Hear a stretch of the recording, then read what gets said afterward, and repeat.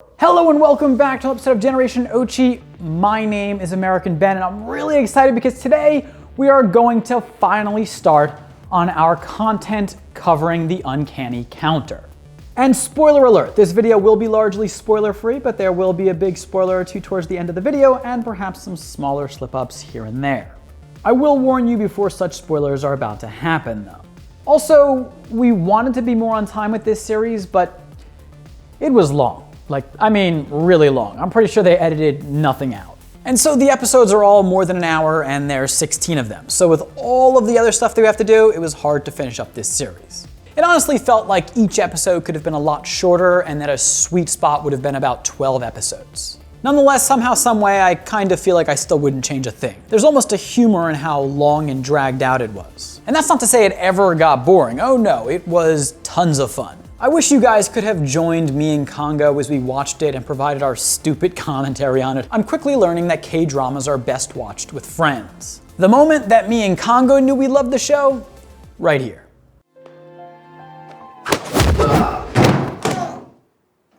하나 몸에 손대면 안 돼. 그래, 네가 하나구나. Up until this point, we didn't know how we felt about the show, but after this, we knew we were in for all 16 episodes. We were dying of laughter. 반갑다. 네가 기억 읽으려고 한 거 아니에요. So anyway, I'm happy to announce that we will be doing a whole bunch of videos on the show, including one breaking down its message, one explaining the counters, and so on. But today we're going to do a general review of the show and break down everything wrong with it, and then ultimately explain why it's right. But first, a quick refresher on what the show's about. The plot of the Uncanny Counter follows a bunch of semi-superheroes called counters in the fictional South Korean city of Jungjin, whose day job and night job is to track down and rid the world of evil spirits that have broken into the physical world from the afterlife by possessing compatible human hosts. Compatible meaning likewise evil by nature. The counters wield various supernatural abilities, and they are each partnered with a good spirit which enters them and possesses them and simultaneously lives in physical form in a special boundary between the real world and the afterlife known as Young. The show's main character is So-mun, a high school student who, thanks to a car crash that happened when he was a little boy, lost his parents and himself suffered a life-changing injury and cannot walk without a cane because of it. Mun eventually becomes a counter when one of the other Jungjin counters is killed. What makes his induction into counterhood unique is that normally for someone to be eligible to become a counter, they have to be comatose. However, in this case, the deceased counter's young partner, Wee-gen, couldn't find a suitable comatose host in time, and so she went with Mun. From there, the team of counters spends the entirety of the season battling evil spirits that lurk in humans throughout the city, and also investigating the mysteries of their own pasts.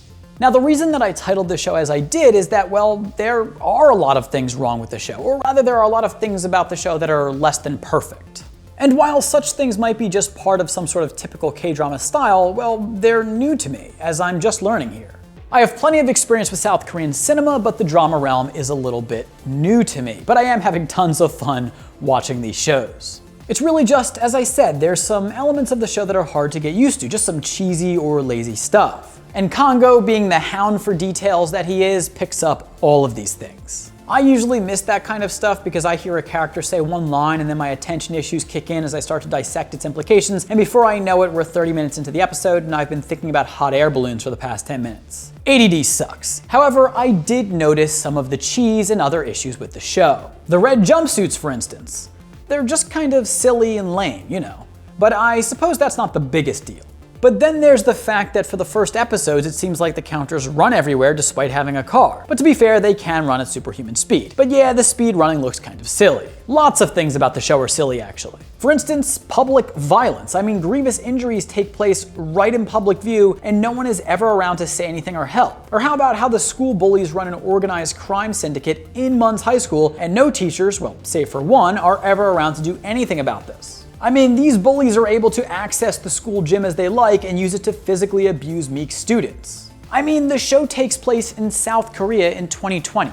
South Korea is the most developed place I've ever been to. It has cameras everywhere. The cameras have cameras. And I know that the show tries to explain these things away by implying that teachers and authorities are complicit in the malevolence. However, this just seems a little bit lazy to me. Yes, there are lots of lazy things about the show too. The training scenes in the park seem pointless and are completely ridiculous. And then the super jumping, again, how does no one see this happening? And when the show needs to explain its world, it just writes the explanation into the script in one big lump. 우리는 보통 사람들의 두세 배 되는 신체 능력을 가지고 있어. 훈련하기에 따라 각자의 편차가 꽤 크다. 그러니까 훈련을 열심히 해야 됩니다.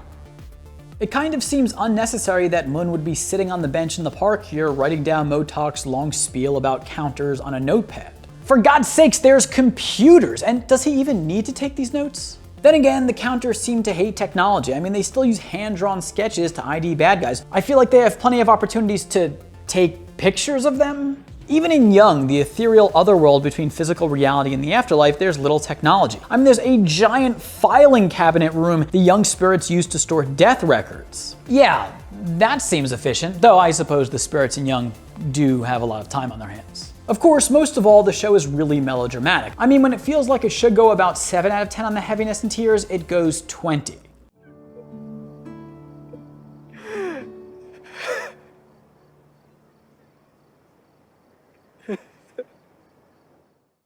I mean, I am impressed with So-Mun's sobbing. I mean, Guy can really let the cries flow, but it seemed really over the top at times. But you know what's really funny? And spoiler alert here. Okay, Congo, run it. During the most over-the-top melodramatic scene of all, when Mun finally gets to see his parents, Congo and I both teared up a bit.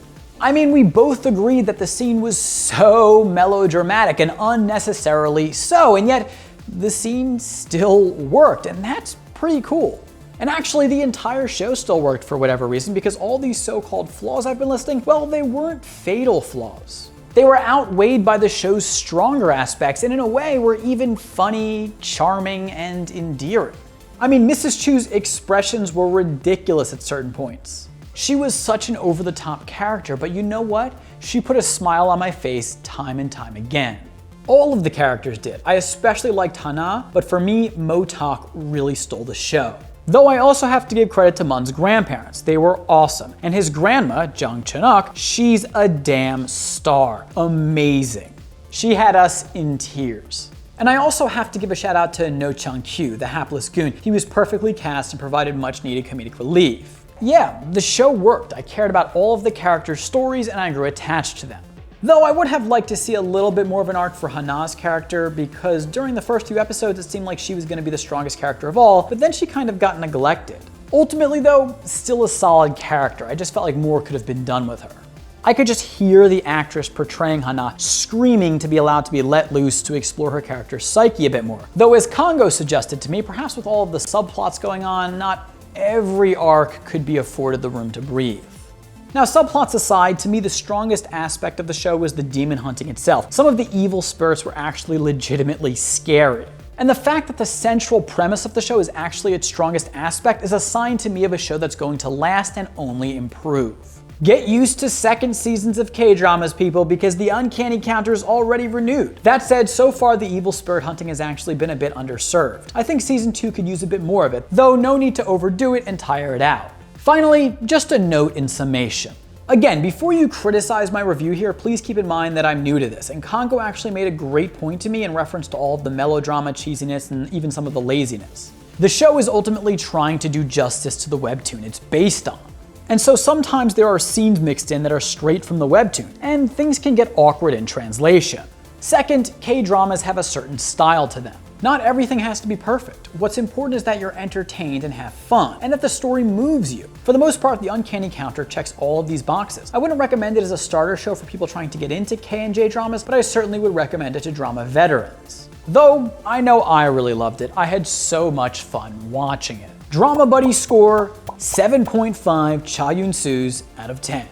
Anyways, that's the video. I hope you enjoyed. If you did, please give it a big thumbs up. I am so damn excited about this channel, having so much fun with the content we're covering. Please comment down below. Let me know what you think about this video and what you think about the Uncanny Counter. Make recommendations about what you would like to see covered in regards to the show. Subscribe to this channel. We need you. Hit that notification bell so you don't miss a thing.